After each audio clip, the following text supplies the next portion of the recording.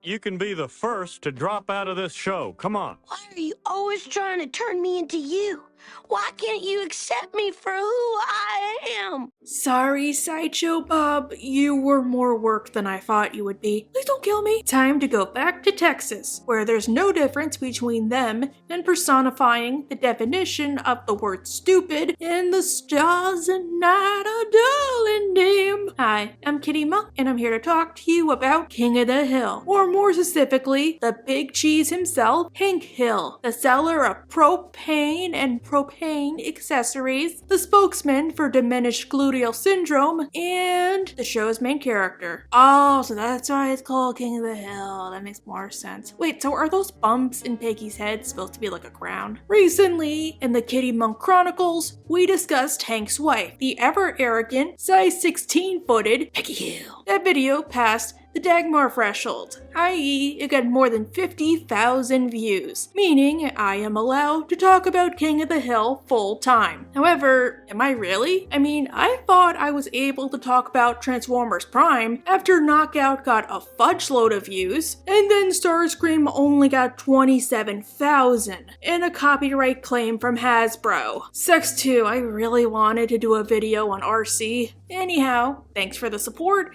and thanks for the poll. I guess it only makes sense to discuss Peggy's husband after Peggy herself. So, let's discuss. In the world of animation, TV dads often tend to suck dog behind. Poor Ladybird. They're usually stupid or absent or both. Hank subverts that by actually being present in his son's life, although he can kinda be controlling at times, or he immensely disagrees with Bobby doing literally anything that doesn't fit in with his worldview, which is as narrow as a quark particle. While I agree Hank was a predecessor to figures like Bob Belcher, I still somewhat disagree. Hank is more in line with somebody like Stan Smith. He loves his family and he's a conservative. He just doesn't know how to show it until it's much too late. And sometimes he thinks he knows what's best for you better than you do. I won't say Hank is a great dad. Obviously Bob beats him in that department, but he is a good one. And he often tries to impart life advice onto his flesh and blood and to the audience. The problem is, Hank himself is mentally stuck in the 1950s as a result of a bad childhood. He's an uptight dude who loves his church, his dog, his propane, and his barbecue. Like, Hank is so uptight that when his mom and her new boyfriend came over for Christmas, instead of, say, letting them sleep on the pull-out couch or just giving them Luann's room, he made them sleep in separate spots. Gary had to sleep in Bobby's room, Tilly had to bunk with Luann. Don't tell me you're uncomfortable with the thought of me and Gary sleeping in the same room. I didn't have that thought, Mom.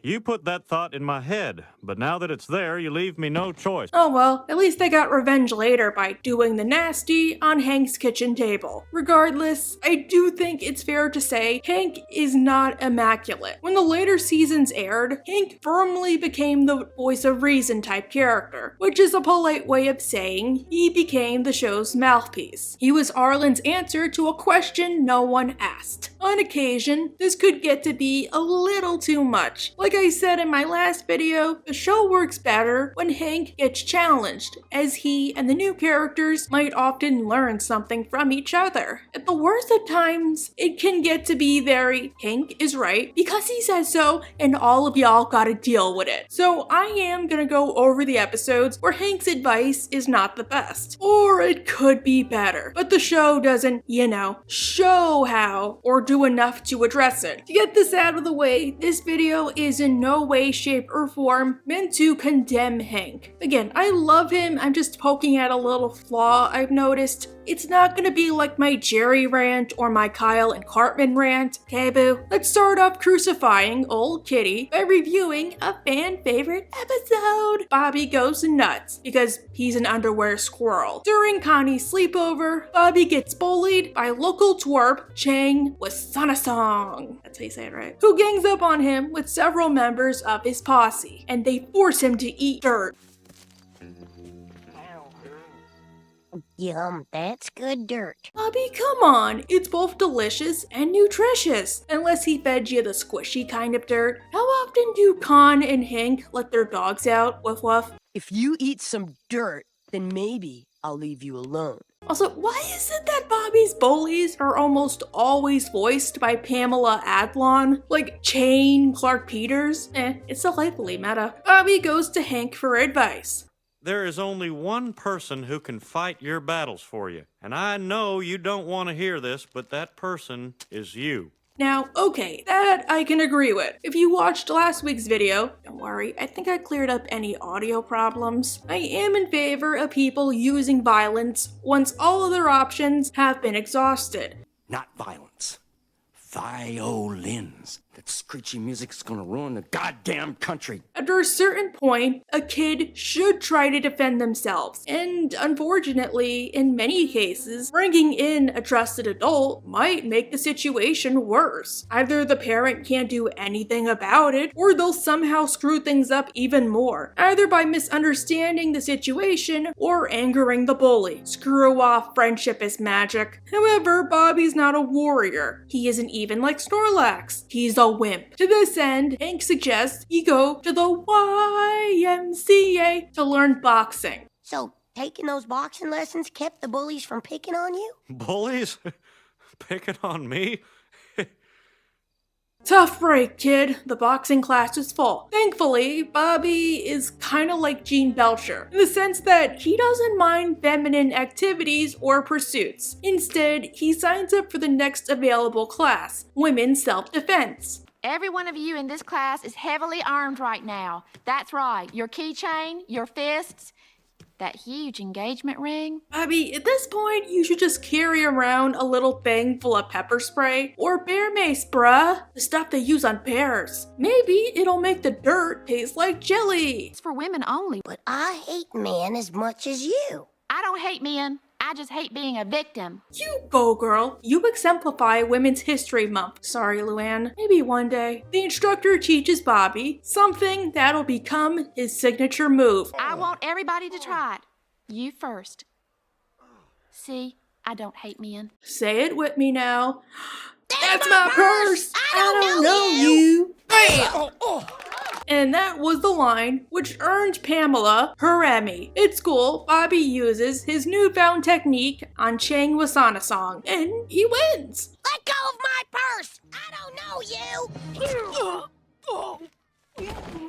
Who's next? He also gets detention, the one downside to defending yourself, but he wins, that's the important thing. Well, I'd say somebody's earned himself a trip to a PG-13 rated movie. Afterwards, Bobby starts to go mad with power, kicking anything that looks like it has a flesh snake attached to a pelvis. Bam, bam, kick, kick, bam, bam, sterilize, sterilize. Except he doesn't. He beats up some kids who threaten him in detention, as Joseph had warned. Take my purse! I don't know you! He threatens a couple of kids who tease him. Why? You up for a game? Just saying hi. Just saying hi. And he beats up Clark Peters in order to help out another kid. One thing you'll find out about me, Clark, is that I'm not a very patient person. Hank and Peggy get called into school, where Carl tells Hank that Bobby is suspended for whooping pelvis, while also making sure to dispense some fatherly advice. You can't have your boy going around kicking people in their... I know that, Carl. Hank takes Bobby home and tries to teach him the way of life. You fight fair, no matter what. You never, ever hit below that. Always above, never below. Cassius Clay never hit below the belt. Okay, I have problems with this. You can start with the stoning, or rather, I have problems with the episode's message. But first, I think the main problem is how it builds up to Bobby's reign of terror, because honestly, it's structured all wrong. Bobby doesn't start off as some kind of nut-kicking vigilante who loses his way, or goes picking on innocent kids who look at him funny. He doesn't even attack, say, Joseph or Connie. Pretty much all all the people he fought up to this point were either threatening him, trying to fight him, or they were bad people themselves. Yes, he should only be using this technique as part of self-defense, but from a storytelling perspective, his actions don't seem that bad. Remember when Clark Peters ruined Peggy's evaluation? To the viewer, that kid is not a victim. He's getting what he deserves. Not to mention, I massively disagree with Hank's view that you never ever kick below the belt because it isn't fighting fair. I know, I'm a woman, I am allowed to go to women's self-defense classes and kick pelvis, but who cares? It deserves to be said. First off, I think this goes without saying, but no fight is fair. Unless it's WWE or MMA, no fight is fair, especially if you're getting bullied. With self-defense, the only rule is if it gets you out of there alive, you can do it. Scratch, kick, claw, whatever it takes. And Hank, old top, question. When was Chang fighting fair when he forced Bobby to eat dirt? Or when he and a group of kids ganged up on him and called him Booby Hill? You kissed this loser. Do you still taste dirt? No, not anymore. A better message would be you should not go picking fights, but if you're trying to defend yourself, anything goes, and that includes kicking below the belt. I think the episode would have been better if, say, things start off the way they did. Bobby goes to class, and then he kicks Chang in the reproductive organs. Since Chang is a whiny little B-word, he goes to Carl and says, "Oh, pointable Mars, Bobby kicked me in waces like in that Beavis and Butthead episode. And in gym class, I think he tried to feed me something called Spanish fry." Wait, that's not cool. Even if Cleehammer and Buzzcut are definitely going to hell, because being a gym coach or gym teacher automatically damns you. Carl calls Hank, gives him the same spiel, and then Hank tells it to Bobby. However, the difference would be that Bobby, this time around, could listen to his father. After all, he has detention and Chain doesn't. Later, Chain or somebody else, maybe Bobby's story got around, decides to challenge Bobby once again to a huge fight during lunch after school. It would beat out Wendy and Cartman. Bobby tries to fight fair, per Hank's advice, and of course gets his butt kicked because bullies don't care about honor or decency. Hank could see the fight and realize his way was wrong. "Bobby, you fight with all your might. God dang it, you alright, boy." Sure, Hank knew how to give the bullies the smackdown, but that was a long time ago. Bullies don't fight like something out of West Side Story anymore, because that requires a fudge load of planning and rehearsal. Or Bobby could try and fight the child, and once there's an opening, they kick him and he goes tumbling down. Because if you're not fighting fair, then your opponent gets that same courtesy. Or alternatively, don't have Hank be in the episode outside of the beginning, and maybe picking up Bobby after he gets in trouble. Keep the action to Tom Landry. It also doesn't help that, as Bobby points out, kicking below the belt is the only way he knows how to defend himself. If I'm in a fight with someone who wants me to literally eat dirt, you're telling me I shouldn't do the one thing that's gonna save me. So is Bobby expected to continue being a victim? No, to Hank's credit, he does attempt to teach Bobby how to box. In a way. Okay, now try to hit me with a punch as hard as you can. Come on. Really, Hank? Why don't you just try it out with, say, a punchy bag before you move on to actual physical moving targets? Just saying, you're emphasizing the importance of fighting fair, and you're not even giving him a chance. Frustrated beyond belief, Bobby does the unthinkable and kicks his father below the belt. You left yourself open, Dad. What a little sugar honey iced tea. But Hank, why are you upset? You have a low sperm count and a narrow urethra. I don't think Bobby did that much damage. Well, what about the other one? Well, we can't find it right now.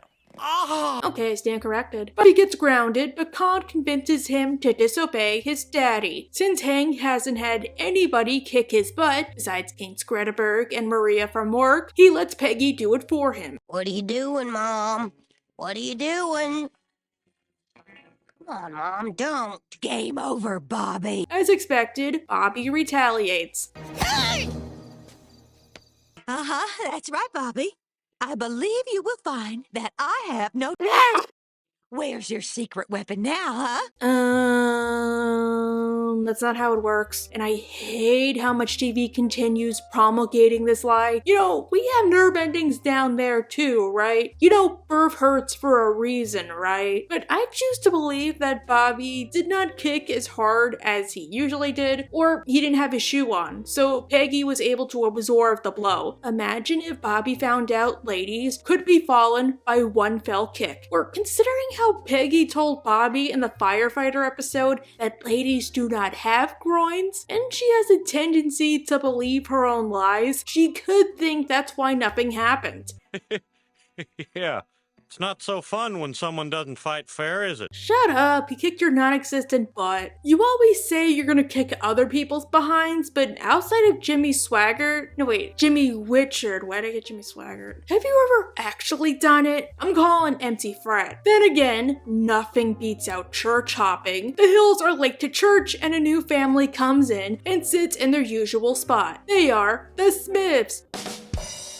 Wrong Smiths. And I say that as Adult Swim plays in the background. But wouldn't that be cool? Probably new here. This is where my family always sits.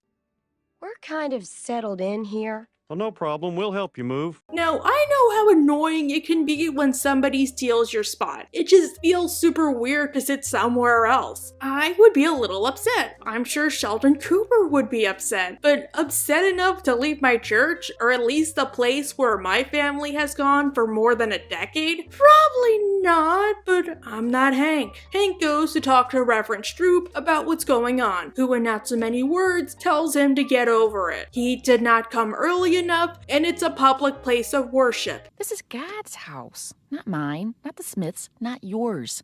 Hank, let it go. Obviously, what he did was incredibly stupid. Oh wait, he's a Texan. Like, all the reasons to leave your church and you leave because of a petty mistake, one that you yourself made, once again. Not because Hank disagrees with Reverend Stroop on literally everything, or because his son unwittingly burned down said church. Arson is a serious crime. Look, Bobby's a minor, so I don't think he would have gone to prison, and I'm sure Reverend Stroop would not have pressed charges if she found out, but that's a secret you take to your grave. I think it would help if Hank actually listened to Stroop and tried to either get to services a little earlier or attempted to make nice with the new family. They can do what the later episodes do, where the Smiths are one-note a-holes. Perhaps they go out of their way to antagonize him, but act nice when Reverend Stroop is around, so she takes their side. Maybe he tries everything possible to get his old seats. He comes in early, they're still there. He holds the spot for the entire week, and then he stands up to pee, and they are right there. Maybe he turns his head for 1 second, and because we know that Roger has super speed, they're there. Or remember my Peggy video? Have this be a Peggy-driven episode. She could get a job working as a secretary for Reverend Neely, and this being Peggy, she drags Hank and Bobby to the services with her. But let's see what they do. After workshopping other churches, Enrique deserves special recognition. Por Dios Cristo. Señor, ten piedad. Por la madre.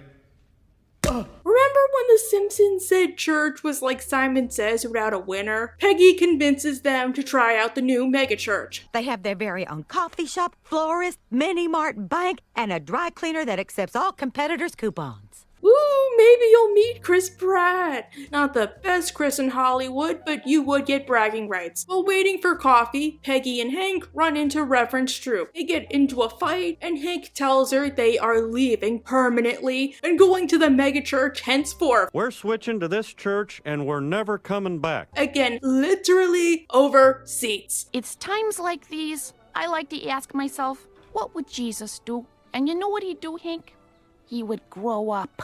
Well, wasn't Jesus a carpenter? He could just make new seats. The Hills, minus Luann, I'm sure Lucky probably drives her, try out the new megachurch. And while glitzy and cool at first, they find that it's an introvert's worst nightmare. People literally walk up to you and say hello and ask how you are. And if you're satisfied or extremely satisfied, there's no. It's good. So would you say you were satisfied or extremely satisfied? Not to mention, the seating is assigned, which is a plus for Hank, but not for moi. Oh, we better hurry up if we want to get good seats. No need to rush. The seating's assigned. I think we've found a new home. Oh god, it's like living in a condo. Hank, at first, likes the megachurch, but it takes up too much of his time. They call him at all hours of the night to take surveys, talk at him about their lifetime special of a life. Woo! But God was still looking out for me. Sent my wife to taser me in the shower. Praise the Lord! And they force him to join clubs, be it woodworking or midnight movies. Now, there is an easy way out of this. Hank could just say no, and he tries, in a way. Satisfied. Well, I guess I deserve that. You know, I just got home from work and I'm not thinking clearly. Remembering back, I was extremely satisfied. Great. Sitting in the back with the coffers is starting to seem like a propane-fueled dream. Hank. One Sunday, Hank, fed up, ditches Peggy and Bobby and goes home to watch TV. Spurned on by Lucky, Hank tries out the former's method of worship, getting drunk as a skunk at the Point After Lounge. Sorry, I can't play the clip. Copyrighted is a thing. Hank comes home later that night, saying that he's done with church. If you don't go to church, you'll go to hell. You are a apostate. It's a Bible study word for you'll go to hell. Okay, I will acknowledge Hank is in the wrong, but Luann is so high and mighty and insufferable in this episode. Like, next to the episode with her dad, her becoming a spoiled brat was one of the worst parts of the later seasons. Hank gets to drinking sleep, and wakes up to Reverend Neely trying to give him a Peggy Hill intervention. Hank says he wants to go back, but he doesn't want to say sorry to Stroop. Neely, who wants to kill two birds with one stone, isn't that a Bible thing? Tells Hank to pray on it and get the heck out of Dodge. The Lord will help you find a way to get back to your old church, and he will probably insist that Peggy go with you. The next Sunday, Hank returns to his old church and goes to apologize to Reverend Stroop. Thankfully, he also got his old seat back because he told the Smiths about the megachurch. Where are the Smiths? Well, it seems they found out the megachurch has daycare, a movie club, and Bible bingo. Oh, really? Oh, and if they come back, are you gonna tell them there's an exciting new place way down under the ground called Hades Town? He implies that if Stroop does not give in to his crazy demands and let him sit wherever he damn well pleases, he will blackmail her by emptying out her already struggling pews. Can't promise you Bill won't find out that the megachurch has Christian speed dating. And Dale and Boomhauer love to ride on trams. Okay, a few things. Let's start with most obvious. Hank learned nothing, and the episode acts like this was okay, even if it spent its entire runtime showing he was horribly petty. Hank got mad because of a super trivial reason everybody said was trivial, and it was literally his own fault. Stroop wasn't mistreating him or showing the new family any favor, who from what I can gather were normal people that just picked the wrong spot to sit. Look, we're staying. Maybe you could sit somewhere else. Some Christian you are. Maybe we should cut up Bobby into 2 pieces and give one half to Bill. Yes, Bobby's baby daddy. Second, how is this a friend? We never see Stroop struggling to fill up the church outside of being told she is. Stroop is so desperate to keep members from jumping ship, she turned the last 2 pews into a smoking section. Yeah, who knows how far she'll go to keep us. You'd think by everybody's wording that the entire church was empty except for the boys and the Smiths. Heck, maybe this could be a further reason Hank is annoyed. You know how annoying it is when somebody sits next to you on like a bus or a train or a plane? Or they steal your spot when there's literally a million other open seats. Besides, Hank did not survive at the megachurch. How would the boys? Except for Bill, who would just listen to whatever Hank says. Boomhauer and Dale feel like the type of people where they would just tell everybody to screw off. Like, oh, Bryce, another survey? Not home. Slam. And just gone back to Arlen First Methodist. And how would Dale even leave? He likes that he can smoke at the normal church. Nancy probably wouldn't let him go out of his way. Oh well, at least it's better than that other time Hank struggled with his religion, reborn to be wild. Hank, for the millionth time, doesn't like Bobby doing something he doesn't approve of, in this case, rock and roll. Isn't that the guy who got arrested for setting a car on fire? He had to, Dad. He got dissed. This time, he takes him to church to talk to Reverend Stroop. I do have a very awesome video that you might enjoy. If it's the one about Esau, the eggplant, and the prodigal cucumber, I've seen it about 1,000 times. Bobby, you better watch that, or you will be banished to the island of perpetual tickling. It happened to Haman. Boo! Pure M was a few days ago. And it can happen to you. Instead, Stroop suggests Bobby join a Christian youth group, where a group of kids, led by a pastor, try to get in touch with their faith. Some positive influence is just what Bobby needs. But, Dad, it's after school. What if I want to join a sports team? Nice try. Now, I don't think I've said it yet, but Stroop is one of my favorite side characters, and I hope she comes back in the revival. I don't know, I like how in almost all of her episodes, she disagrees with Hank, or has a more liberal perspective that you would not expect. I still fancy characters like Father Maxie, or even Francis Griffin to a small degree. Hey, I like that one episode with him and Chris. But Reverend Stroop is a breath of fresh air. Bobby joins the youth group, but instead of a bunch of preteens sitting around in a circle, confessing traumatic moments, pointing and saying, "Sinner," it's a bunch of boys his age skateboarding. What are you looking for? You lost? Lonely? Scared? Yes! Well, then you came to the right place. They are led by Pastor K. Stroop said she was sending over a kid who likes to rock out. That you? Yeah. Welcome to the flock. The group follows Lucky's way of worshiping, where they get in touch with their spiritual side by doing activities they enjoy and trying to link it back to their faith. To this end, they insert slang into everything religious. Nice job, brother. That verse was running through my spirit when I went rock climbing last weekend. To be tight with the Lord, you gotta take your faith to the limit. You know what I'm talking about? And once again, Bobby falls headfirst into any new subculture he sees, meaning he goes a bit overboard. Like when he has to say grace, but instead of following the KISS method, he follows the Pastor K method. I want to give a shout out to the man who makes it all happen. Props be to you for this most bountiful meal that sits before us. Okay, check it. Bobby, the rapture is gonna happen by the time you finish that prayer. Hank, of course, disagrees with this mindset. As the ending explains, Hank believed that, considering Bobby's track record, he might treat this new pursuit the way he does with other fads, centering his entire personality around it for 2 months and then moving on to something else. Sure, Bobby can do that with Beanie Babies or Teenage Mutant Ninja Turtles, but Christianity is a different story. But in a few years, you're going to think it's lame. And I don't want the, Lord to, end up in this box. You know what? I can buy that. Except this isn't why he's mad. Like, this ending feels so last minute and makes no sense. Throughout the episode, as constantly vocalized, he's not mad Bobby is treating Christianity like a trend. He's mad because Bobby isn't worshiping the right way. What's more important, that Bobby's a Christian or that he has a proper haircut? I'm not giving up on either. Which, yeah, I will agree what Bobby's doing is a little annoying or cringy, but he is still getting in touch with his religion, just like Hank wanted. He's reading his Bible, doing good deeds, and praying. Hey, Dad.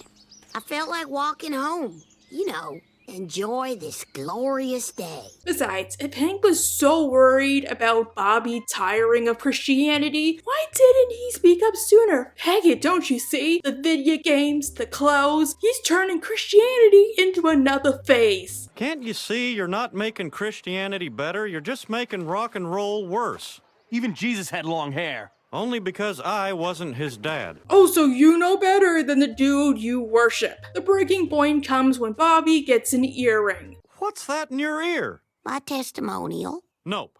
That's an earring. Does the left side still mean what they say it means? Is that why he's mad? Hand it over. Okay, Hank, go ahead. Let him get an infection. That'll teach him. Another thing, I'm actually kind of curious why Hank does not go down to the church and give Stroop a piece of his mind. It was her idea to send Bobby there. Why did you send my son to hang out with a gang member? You mean Kevin? Hank, many Christian children are doing this today. Well, my son won't. Hank, times are changing. Once again, this could be a good opportunity to add to the whole fat idea. Does Stroop know other boys like Bobby? How many others did she send to the youth group, and how many are still there? Or did she know that Bobby was only really gonna go for a short time, but hoped that he could still take the right lessons from them? Besides, there's no point where Bobby starts to falter or get bored. So yeah, it really seems like this is coming out of nowhere. Now let me compare this to another earlier episode. And Won't You Be My Neighbor, Bobby meets some monks. Not the meat kind, the other kind. And he learns he might be the reincarnation of a llama. Wrong, llama, Weezer. Connie, here's your cane. You have selected correctly. That cane belonged to Zanglag. Wait, picking up objects is really how they identify past lives? I thought that was just a test to see who the avatar is. No, really, I did not know that was based off a real thing. You really learn something new every day. Bobby, as a result, starts to practice Buddhism, meditation, and the teachings of enlightenment, as guided by Connie. Hank doesn't approve of it to the extreme. Dad, I was this close to enlightenment. You can call putting paint on your head anything you want. The reason this episode works is they show why Hank is wrong. Because for as much as Hank is supposedly devout, he's still something of a self-righteous hypocrite, and the episode does not take his side. He can't even say what exactly Methodism is. Methodism is a rejection of Calvinism. Yeah. Yeah, tulips are an ugly flower, but a great character from Infinity Train. What I like is how Stroop actually approves of Bobby's heathen activities. You're the boy. Congratulations. I would prefer it if Bobby were simply a devout Methodist. But if he can use this experience to connect to his spirituality sincerely, then... Yeah. In the end, Bobby gives up his ambition of being a llama, not because of Hank, but because, as he learns, llamas can't marry. Which I don't know if that's actually true. I heard some can, but most don't. Rather, he decides his heart and his future lie with Connie. I pick Connie, right there in the mirror. He has chosen. And what makes it better is how, debatably, he actually passed that test. But the monks, likely realizing what he was trying to do, let him fail on purpose. But that was Zanglag's mirror. But he didn't pick it. But he used it. Tough call. However, I know I'm mostly sticking to later season episodes, my bad. So I'm gonna show you that Reborn to be Wild is not the first time the show, last minute, tried to justify Hank's beliefs. Remember Husky Bobby? At least Reborn to be Wild had a subplot with the boys and Con, starting their own club. Here, Bill, let me serve you. But I don't want to die. And also, I'm sorry in my last video if I said Asian History Month was in April. It's actually in May. I'm sorry, I think that was a typo, but I still want to do a con video around that time. Anyway, Husky Bobby, there is no subplot. It's just Bobby and Hank. You don't get a break. Hank and Peggy take Bobby shopping for new clothes. Always a pleasant activity for a child. And Hank learns a harsh truth. Bobby is plus-sized. H. Dumpty's is a store with special sizes for special kids. Are you talking about a fat kid's store? Oh, well, that word won't win you any friends at H. Dumpty's. And since this is 1997, he has to go shopping at a plus-size store, which is honestly a polite way of saying he has to go to the fat kid store. This is a fat kid's store. I don't want to be here. But Bobby isn't fat. He's big boned. No, wait. He isn't big boned. He's husky. Excuse me. I'm Hal Dumpty, the owner here at H. Dumpty's. Oh, that's why it's called H. Dumpty. Bobby doesn't like having to shop at the plus-size store. These kids don't look like they like sports. Maybe he'll run into Martha. However, when trying on clothes, Bobby gets the attention of the store owner, who wants him to become a plus-size model. I want you to know, son, you look great in my clothes. we're about to put an ad in the Arlen Bystander. I'd like him to model for us. Bobby is happy about the opportunity since the gig pays well and he gets the stardom he so craves. However, Hank doesn't like this for 1 minute. His son putting himself on display like a cheap husky show horse? Not even in a parallel universe. Yeah, that's my favorite too. That's the one that's gonna be in tomorrow's paper tomorrow. Luann helps Bobby break into the industry, and as expected, he begins to become a big shot. He gets to be so wealthy that he even pays Bill to do his chores. Raking the yard is your job, Bobby. I know, but I got a career to think about now. At least Bill is supporting his child. Throughout the episode, Hank says that being a plus-size model, or even plus-size in general, is bad news. Kids bully you. Mostly because he was the one to do it as a teenager. Hey, fatty! You are fat!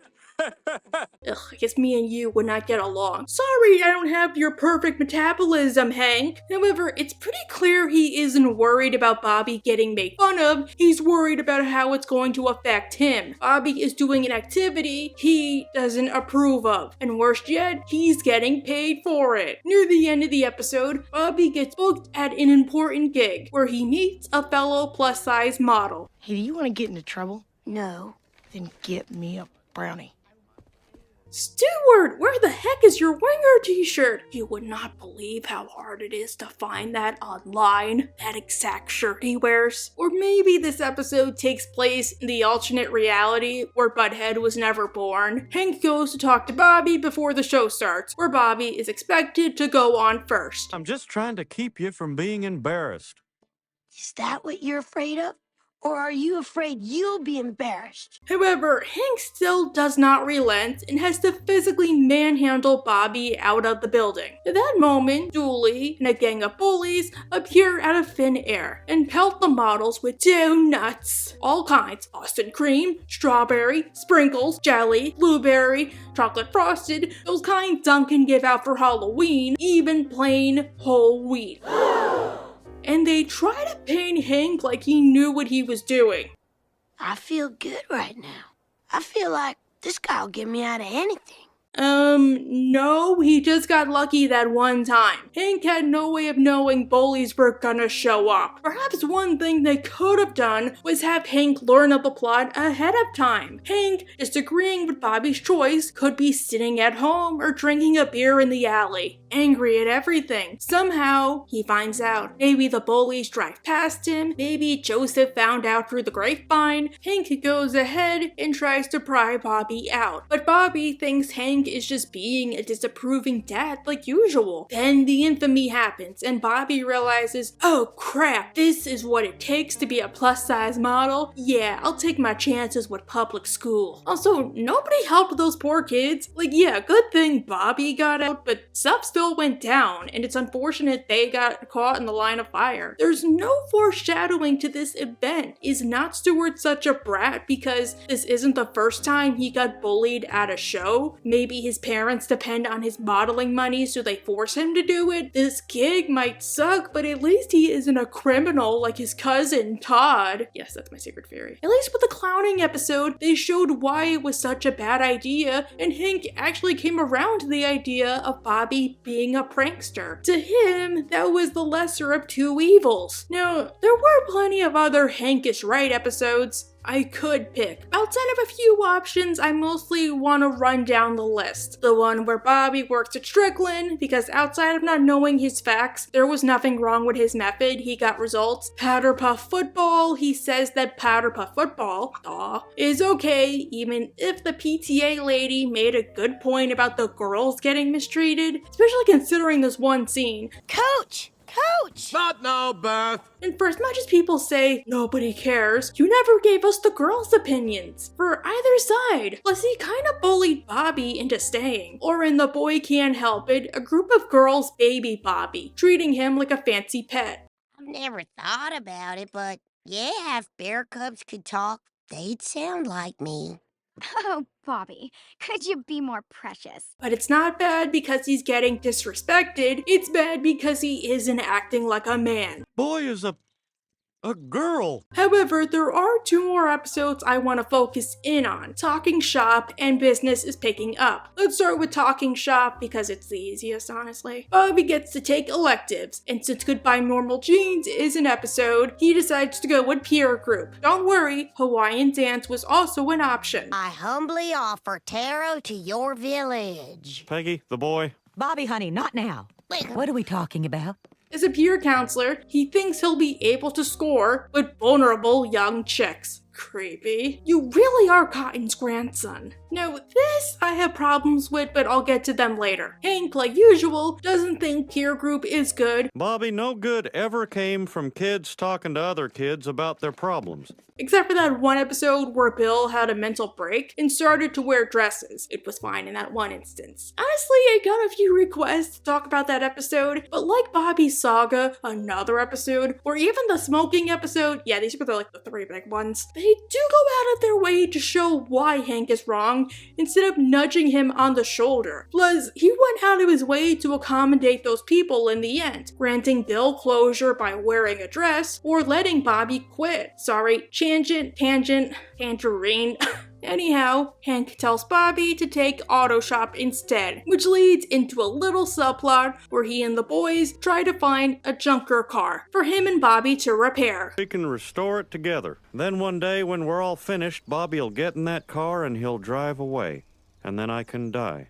A happy man. Hank, that car is not ever leaving your garage. Well, maybe it will one day, but not with Bobby behind the wheel. That's actually kinda sad, Hank. Per his dad's instructions, Bobby is going to reluctantly take auto shop, but realizing he's gonna get creamed because fighting below the belt is not fair. Ribs! He and Joseph decide to take peer group and keep it a secret. To his disappointment, Bobby finds he can't date any of his patients or the other counselors because, you know, HIPAA. Rats. Sorry you are not a therapy horse like Dr. Champ, but at least the fandom still loves you. Now, group hug. Oh, Bobby, maybe you should hug yourself. Okay, so I said I had problems with this system as a whole, not with the dating part, but rather how it's structured. As a counselor, Bobby has to engage in active listening, which means he isn't allowed to dispense advice, regardless of the situation. Sorry, I can only, listen and not tell you what to do. I think I'm gonna tell people her father's an alcoholic. Which I know why they're doing it. For one, it can get to be kind of messy, and apparently in real life, many shrinks are warned against giving straightforward advice. The goal is to get to you to come to the conclusions. But Bobby is not a college-educated professional. He's 13, and as one of his patients says, if I knew what to do, I wouldn't be here. Besides, what if Bobby has to talk to somebody and it's too much for him to deal with? Is he just supposed to sit there with a wide-eyed grin? Anyhow, Hank could bring up that side of things, or the episode could show that side of things, but neither happened. Trust me, Bobby, when you're stuck on the side of the road with your girlfriend and you can do more than ask your carburetor how it feels, you'll be glad you took auto shop. Instead, because Bobby makes one too many miscommunication mistakes and gives advice, one of his patients, Stacy, thinks that they're dating. In a fit of rage, she finds his address, somehow, and starts to egg his house. Hank tries to settle things by taking the two into the garage and having them fix the car. But he doesn't make them talk things out. I don't know, it's like the scene is so weird. Why do you like Jenny Medina better than me?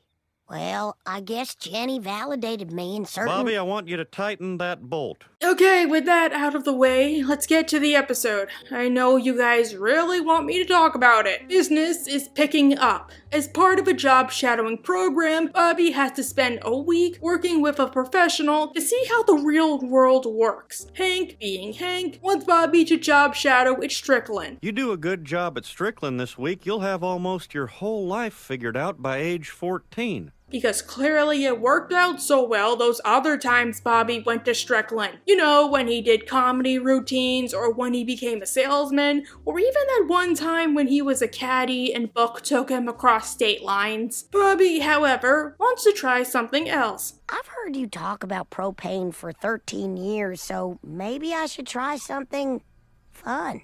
Makes sense. Anyway, about my dream. Now, should I send it to them or should I shoot it first? Oh, what if they steal your idea like Randy Travis? It's cool. Bobby can't decide on what he wants to do. And soon enough, all of the spots are taken, meaning he now has to work for Earth Cleaners. Hi, I'm Bobby Hill. Well, all right.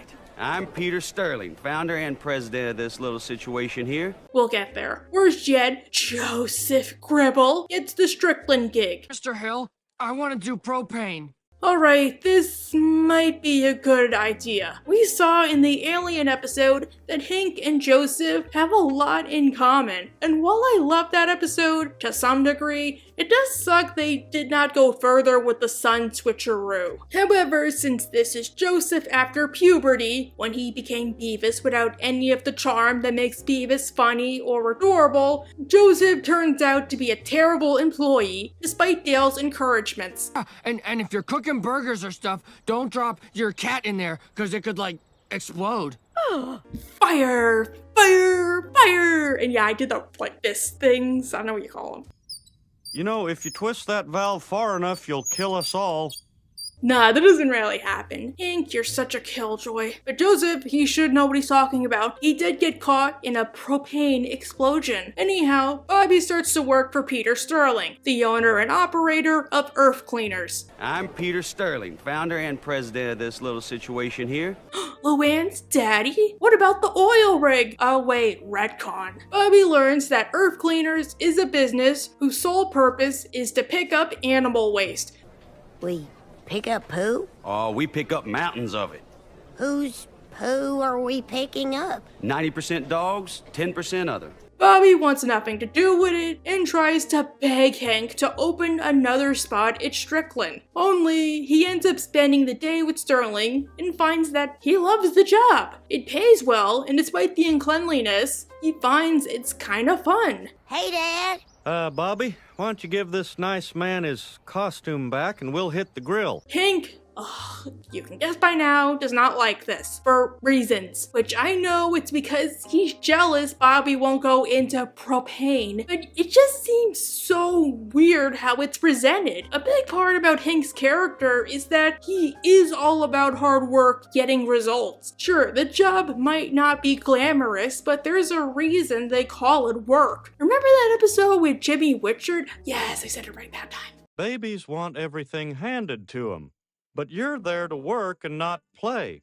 That's why it's called work and not play. But what sucks is, after the job shadowing is over, much to Hank's ire, Bobby decides to follow Sterling's lead full-time. Bobby, you can't make a living. Sure I can. Dad, you were right. I've got almost my whole life figured out before I'm 14. Okay, I think the problem is they showed no actual downside to the career, nor did they show any to actually being self-employed. And don't bring up Dale. He doesn't really have work. There was that whole episode where he had to quit exterminating and go work at Office Space. Sure, being self-employed does have its perks. You get to make your own hours, but you still have to work. Trust me, time management is the ultimate key. And depending on the job, making your own hours doesn't always mean what you think it means. Sure, Bobby doesn't have typical hours, but when he's hanging out with friends or playing a video game, he might have to drop what he's doing whenever a client calls. Not only that, but money is never a guarantee. Some days you can go home with $5 grand. Others you're lucky to make $5. Maybe you only make bank during certain seasons.